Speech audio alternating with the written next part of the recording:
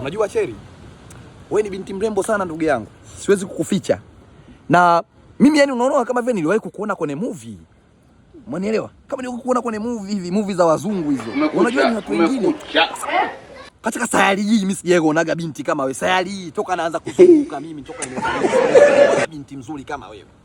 Na nikikupata Cheri sikufichi. Nakwambia mamangu mzazi hivi mimi nife hapa. Cheri mimi nikikupata maisha yako yanabadilika. What are you saying? Kwanza kabisa nitakununulia container la Big G. Maana najua nyinyi watoto wa kike ampendi kidogo muda wote. Unajua bana ndo mambo yenu hayo. Pili nitakununulia container la popcorn. Look at this. Somebody come look at this. Nakwambia Cheri. Look at this. Sinaweza. Somebody come and look at this. Cheri.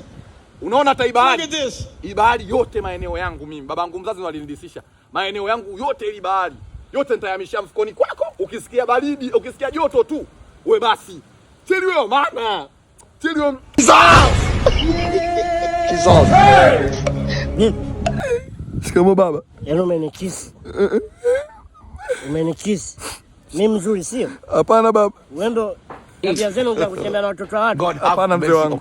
Unamwambia mwanangu kwamba utampeleka wapi? Unamwona kwenye Mungu. Amna simona kwenye Mungu baba. Unamwona kwenye Mungu. Ama ilikuwa ni maneno ya kimkakati. Ilikuwa kimkakati.